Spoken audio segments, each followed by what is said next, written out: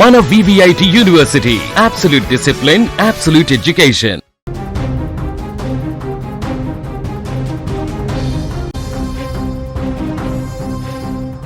నవమాసాలు మోసి కని కనబడనంత కష్టపడి తన రక్తాన్ని చెమట రూపంలో ధారపోసి తన కడుపు కట్టుకొని పిల్లలను ప్రయోజకులను చేసేవాడు తండ్రి. చదువు చెప్పించి ఉద్యోగాలు ఇప్పించి సమాజంలో తలెత్తుకొని తిరిగేలా చేస్తే ఆ పిల్లలు తిరిగి తండ్రికి ఇచ్చే గుణపాఠం ఇదేనా? కనీసం కడసారి చూపునకు కూడా నోచుకోకుండా ఆన్లైన్ వీడియో కాల్లో తండ్రి చితిమంటలను చూసిన దుర్మార్గుల కథ ఇది.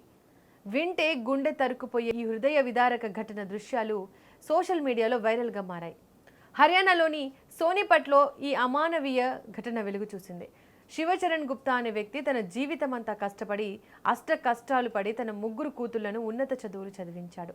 ఆ ముగ్గురులో ఇద్దరు ప్రభుత్వ ఉద్యోగులుగా మంచి హోదాలో స్థిరపడ్డారు. సమాజంలో గొప్పగా బతుకుతున్నారు.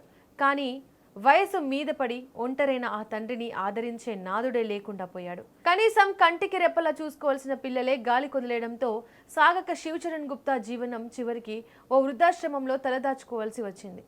కాలం గడిచిపోయింది.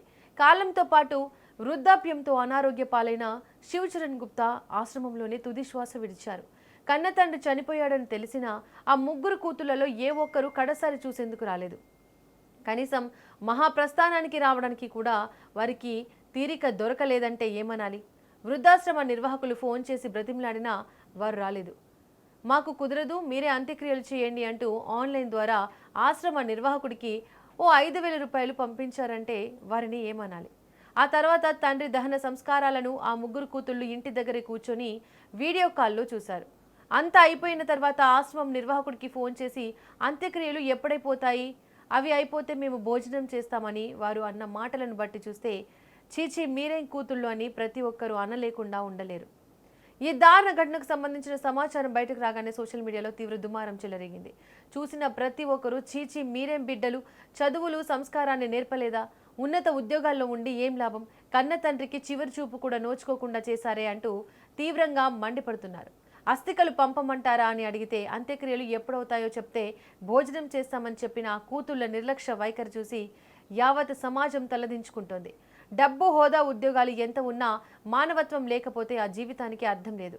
పెంచి పెద్ద చేసి ప్రయోజకులను చేస్తే తండ్రికిచ్చే బహుమతి ఇదేనా భగవంతుడా? ఏ తండ్రికి కూడా కనీసం ఇలాంటి గోస కర్మ మాత్రం రాకూడదు.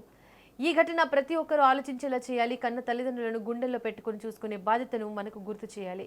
ఇప్పుడు మీరు మీ తండ్రిని చూసే తీరిక లేదు. రేపు మీకు కూడా ఇలాంటి దుస్థితే వస్తే, మీ కూతుళ్ళు, కొడుకులు మీ అంత్యక్రియలు ఇలానే ఆన్లైన్లో చేస్తే అప్పుడు అర్థమవుతుంది కనీసం ఇప్పుడు మీ తండ్రి ఆత్మ అనుభవించిన ఆత్మఘోష. చాలామంది భావోద్వేగంతో కామెంట్స్ ఇలాగే పెడుతున్నారు. నిజంగా ఇది చాలా బాధాకరం. తండ్రి లేదా తల్లి చనిపోతే దేశం కానీ దేశంలో ఉన్న లేట్ అయినా వచ్చే వారసులను చూసి ఉంటాం. కానీ వారి బంగారు భవిష్యత్తులు బాటలు వేసిన తండ్రిని కడసారి చూసేందుకు కూడా రాని ఇలాంటి కూతులను ఏం చేయాలి? ఈ వీడియోపై మీ అభిప్రాయాన్ని కామెంట్స్ రూపంలో తప్పకుండా తెలియజేయండి.